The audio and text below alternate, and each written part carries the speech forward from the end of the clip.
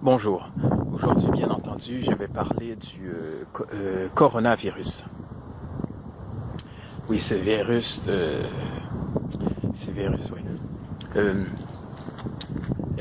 Maintenant, les gens sont en quarantaine, les gens sont enfermés chez eux, euh, ils ne peuvent pas sortir. Cette crise est vraiment une bonne crise pour les autorités. Parce que maintenant, avec cette crise, on ne peut plus acheter avec de l'argent. Maintenant, les gens sont suivis avec des satellites. C'est comme maintenant en Israël, ils ont décidé qu'ils allaient suivre les gens en satellite, alors que c'était les terroristes qui les suivaient en satellite. Mais maintenant, ils utilisent ça sur les citoyens.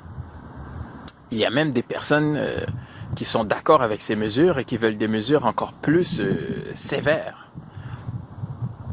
De plus, chaque année, des gens meurent de la grippe et on fait une grosse histoire avec tout ça, alors que chaque année, des milliers de personnes meurent de la grippe. Les gens qui meurent de ce virus, c'est des gens qui sont déjà affaiblis depuis le début. Donc, je ne dis pas que c'est pas grave, mais il y a un peu d'exagération avec tout ça. Oui, dans quelques instants, je vais parler de sujets très sensibles. Je vous dis maintenant, si vous êtes quelqu'un de sensible, je vous dis les choses que je vais dire qui vont suivre peuvent vous perturber. Je vous dis d'avance, même si vous pensez que vous êtes solide, les choses que je vais dire peuvent vous perturber. Donc, je vais vous laisser un moment d'attente pour pouvoir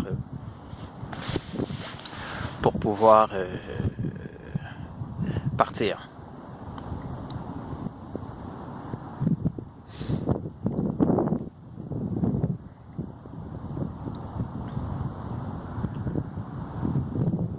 Bon, c'est ça. Je voudrais parler des messages subliminaux que l'on retrouve dans les séries télé, dans les films, dans les dessins animés. Prenons par exemple le premier film. C'est un film, ça s'appelle Tangled. C'est une petite fille avec des cheveux blonds. Elle a des pouvoirs et elle vit avec une fausse mère, c'est-à-dire que sa mère l'a adoptée, mais ce n'est pas sa vraie mère. Et qu'est-ce qui est bizarre dans ce film? C'est fait par Disney. Disney, si vous faites une petite recherche sur Disney, vous allez voir que dans les films de Disney, il y a beaucoup de messages subliminaux.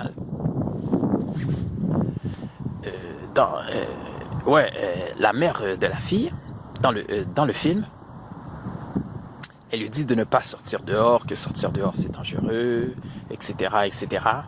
Et la fille ne doit pas sortir dehors dans la ville qui s'appelle Corona. Bon, je sais, vous allez me dire, c'est quoi cette histoire? Comment ça se fait? La ville qui s'appelle Corona, la fille n'a pas le droit de sortir dans la ville. Oui, la fille n'a pas le droit de sortir dans la ville qui s'appelle Corona. Et le pire là-dedans, c'est que la fille est une princesse. La fille ne sait pas qu'elle est une princesse.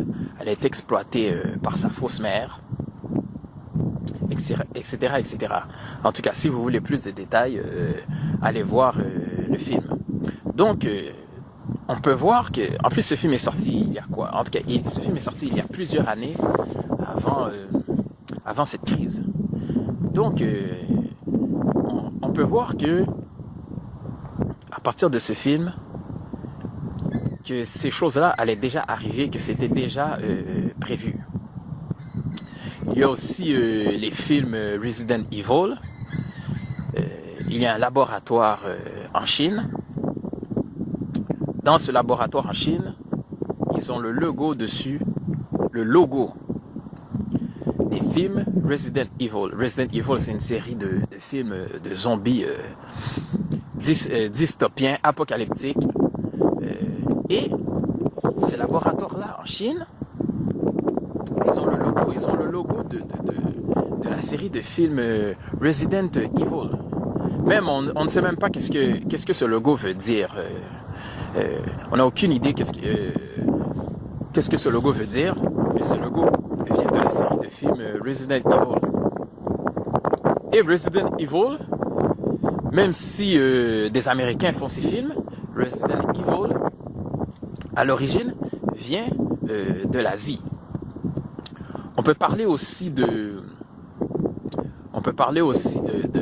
dessin animé qui était sorti il y a plusieurs années. Dans ce dessin animé-là, on voit la mort de Kobe Bryant. Kobe Bryant meurt dans ce dessin animé. Et la chose qui est étrange dans ce dessin animé, c'est que dans le même épisode où Kobe Bryant meurt, il y a une catastrophe planétaire qui arrive. Donc vous voyez, nous on a eu le virus. Kobe Bryant est mort. Et après la mort de Kobe Bryant, la crise de quarantaine a commencé. Dans ce dessin animé, Kobe Bryant meurt. Une crise planétaire commence. Les gens font des émeutes dans cet épisode. Les gens payent pour l'Internet à un prix beaucoup plus élevé. Les gens prédisent la fin du monde. Et après quelques semaines, on voit dans l'épisode que tout se règle, la crise planétaire se règle et tout redevient normal. Donc vous voyez comment est-ce que dans ces séries télé, dans ces jeux vidéo, etc., il y a des messages subliminaux. C'est-à-dire que ces choses étaient déjà prévues d'avance. Ils avaient déjà prévu faire toutes ces choses. C'est sûr et certain, l'objectif, c'est le contrôle de la population. C'est comme un test. Ils testent le terrain pour voir comment les gens vont réagir. Est-ce que les gens vont accepter qu'on enlève leurs droits? Est-ce que les gens vont paniquer? Est-ce que les gens vont faire des crises, etc. Donc ils testent le terrain petit par petit pour voir comment les gens vont réagir. Au fond, c'est une expérience qu'ils font sur les gens. Mais il y a aussi la dépopulation. C'est-à-dire la dépopulation, c'est un concept eugénisme. Là encore, on voit la dépopulation dans le film Avengers. Dernièrement, le film Avengers est sorti. On voit que le méchant dans le film veut détruire des milliards d'êtres humains pour pouvoir sauver l'humanité, l'univers, etc., etc. Donc vous voyez, il y a un agenda de dépopulation. Oui, ça c'est l'eugénisme. Et déjà en Chine, on ne peut même pas avoir plus qu'un enfant. Ces gens-là, c'est sûr et certain qu'ils pensent qu'il y a trop de personnes sur la planète parce que pour eux, moins il y a de personnes, plus c'est facile à contrôler. Donc si les personnes âgées meurent pour eux, c'est la meilleure chose à faire pour eux. Oui. En tout cas, je vais faire une autre partie sur le même sujet. Alors, à la prochaine et bonne journée.